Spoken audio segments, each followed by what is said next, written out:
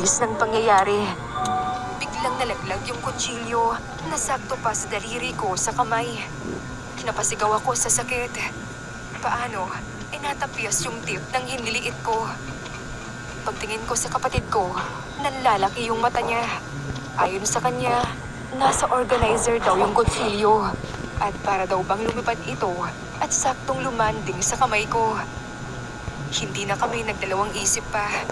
Umalis na kami agad doon. Mas inuna pa rin namin ang kaligtasan namin. Aanhin nga namin yung malaking bahay kung kaligtasan naman namin ang kapalit.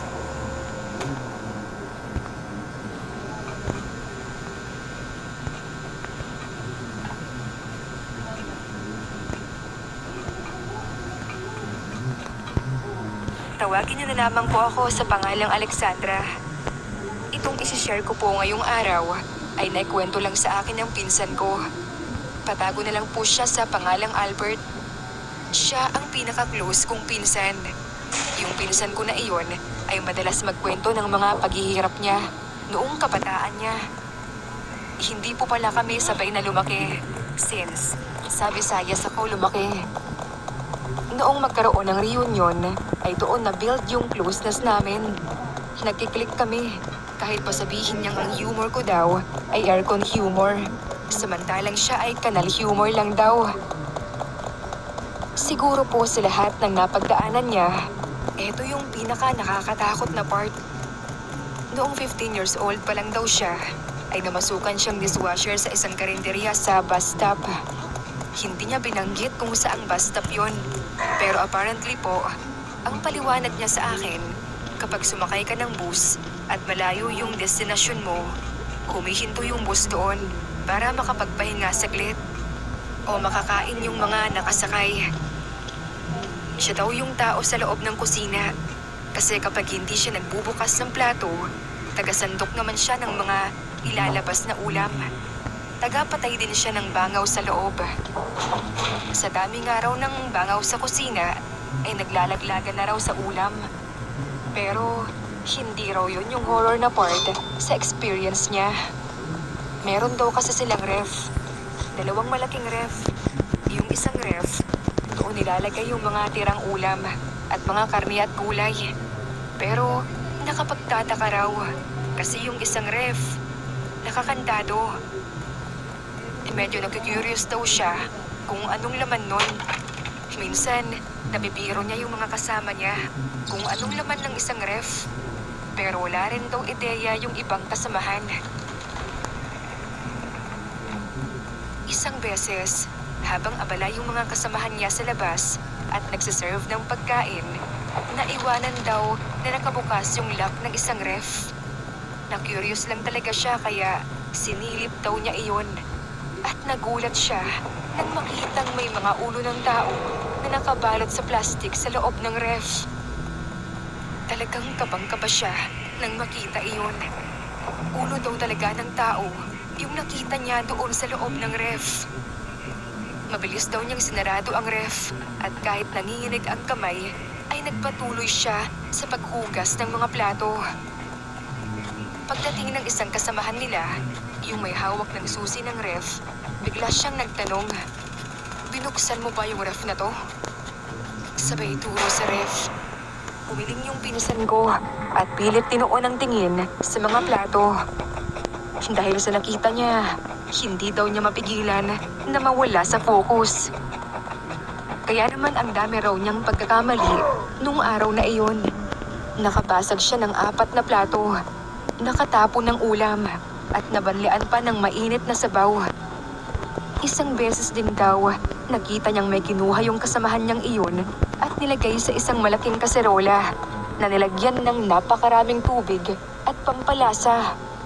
Pero sa kabilang kitchen iluluto.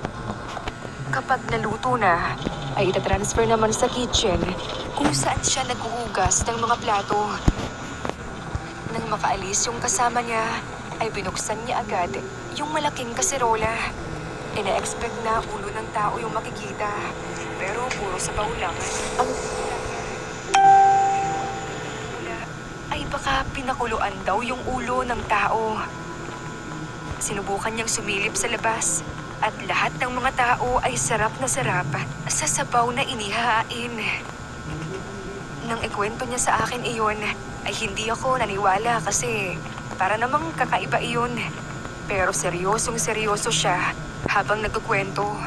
Kasi hanggang ngayon nga daw, ay may trauma daw siya sa mga sabaw sa karinderya. Never na rin daw siyang kumain sa karinderya dahil nga sa takot niya. Noong nangyari daw kasi iyon, binangungot daw siya at napanaginipan yung mga ulo na nakita niya sa loob ng ref. Hindi na rin daw siya nagtagal doon at nag-quit na rin sa trabaho. Nagdahilan na lang daw siya na mag-aaral na siya.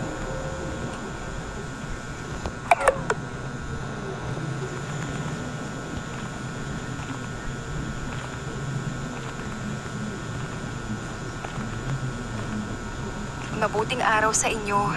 Katkat po ang itawag niyo sa akin. Maigli lang naman tong ikukwento ko.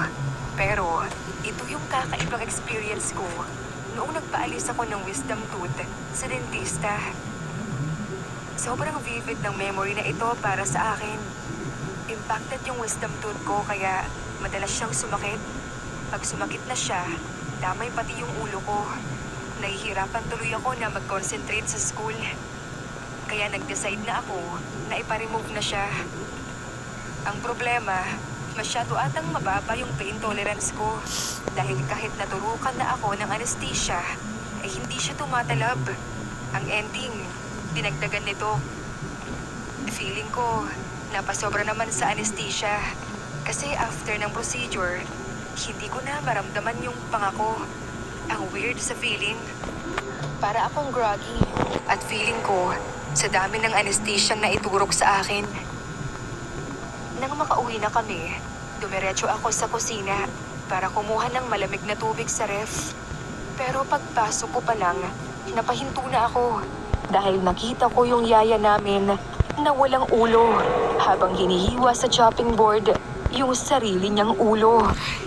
Pagkatapos ay parang may tumutulong dugo roon sa kisame ng kitchen namin at umaagos patungo sa akin. Katakot talaga. Hindi ko alam bakit para akong nag-hallucinate. Eh di tumakbo ako, pero feeling ko hindi ako makatakbo ng maayos. Sobrang bigat ng katawan ko. Parang hindi na lang yung pangako yung namamanhid, kundi yung buong katawan ko na. Natakot pa ako, lalo na nang makita kong sinusundan ako ng agos. Nakita ko sila mama, lalapitan ako, pero lumalayo ako sa kanila kasi puro itim yung kanilang mga mata. Feeling ko may something na gagawin sila na masama sa akin, kaya sobra akong natakot. Sa perspective naman nila mama, nakita raw nila akong pumunta sa kusina, tapos narinig nga nila na umuungol ako. Yun bang gustong sumigaw, pero hindi makasigaw ng malakas.